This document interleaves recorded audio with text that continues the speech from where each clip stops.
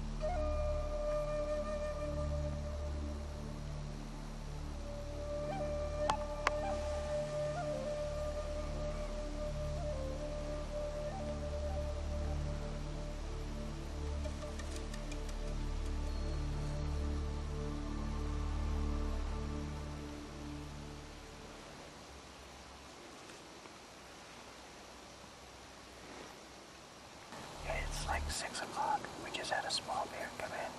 We chose to pass on it because we have probably, I don't know, 4 or 5 bears in here. We had big trail camera pictures of 2 really nice bears.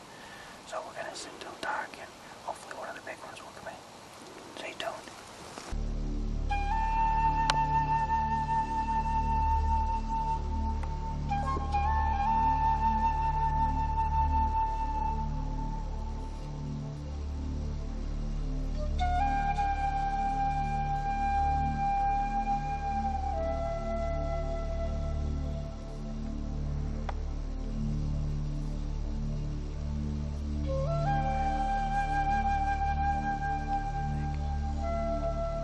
Folks, what you just saw was Steve passing up that smaller bear. We were basically kind of waiting for that bigger bear to come in because he did get a couple pictures on that trail cam, and we waited, but what happened was that same bear probably came in 3 more times before dark, and we just watched him, and nothing big though, so he survived another year. Hopefully he'll get bigger for next.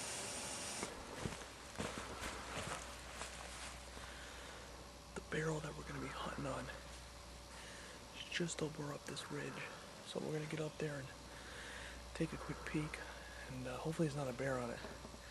We've been there before on numerous occasions, walking into the woods, going to check the barrel, going to bait them. Bears are already on the barrel. Hopefully today he's not, because I don't have a bow with me. Come on. Well folks, it's a good sign. The barrel is down, so it is a good sign. We got a trail cam right on this tree right here. We're going to go over there, take our video card, see what we got for images, and hopefully we got some decent bear.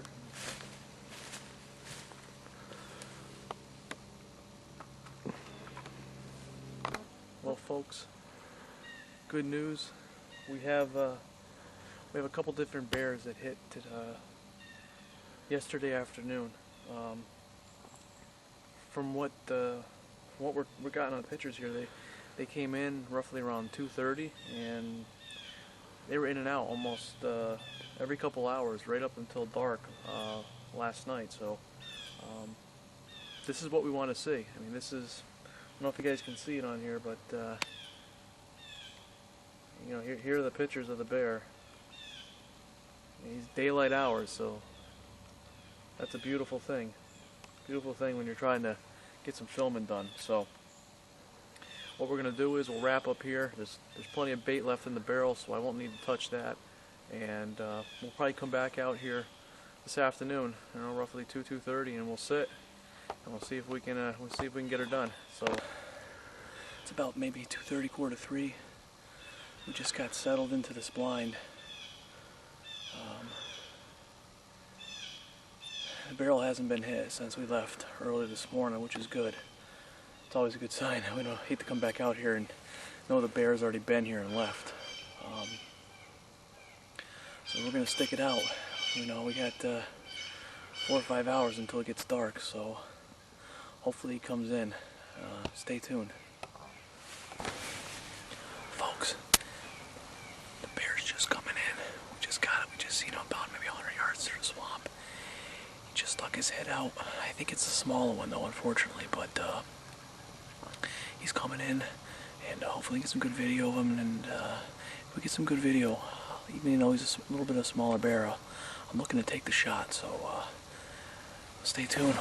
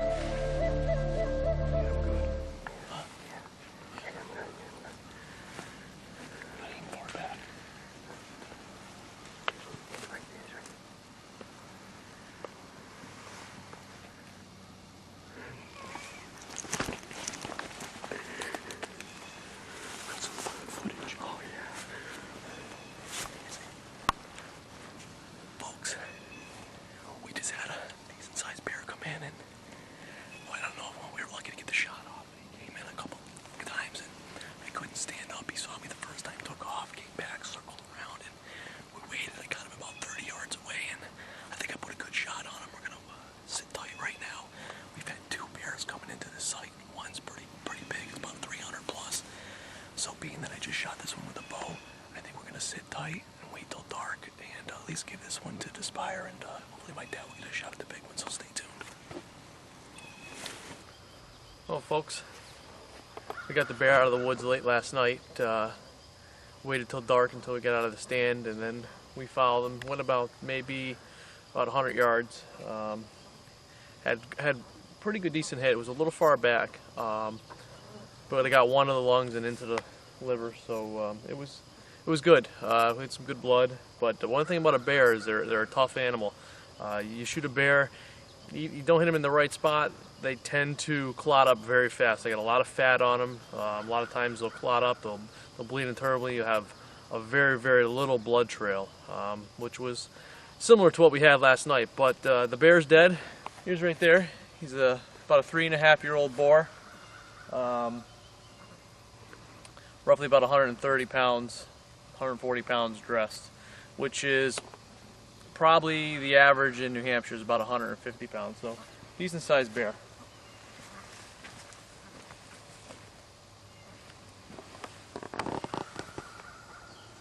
Got a big head on him. Big head. One thing about bear, they're one of, in my opinion, one of the most deceiving animals to tell weight in the woods. You look at a bear coming through, and if he's got longer legs and the head does look big, it's generally a smaller bear. That's usually the rule of thumb. Last night we sat and we had 2 barrels that had been coming to the barrel. We had them on our trail cam. We checked them earlier in the day. They were coming in and we sat. I shot this one with a bow roughly around 6:30. We waited just about until dark, and we had another big bear. That's the whole plan kind of worked. He come around. Thing is, the wind was coming behind us. He came around, and basically what they'll do is they'll circle a bait site. They'll come around with the wind in their face, and he got between 15-20 yards behind us, and he spooked, came around the bait. We tried to get video of him. It was getting too dark. He stayed about 100 yards off in the woods and never came in. That's why the big ones stay big, because they're smart. Folks, thanks for watching another episode of Otter Creek Outdoors. And remember, when you have a chance, bring a youth out and take it to the next generation.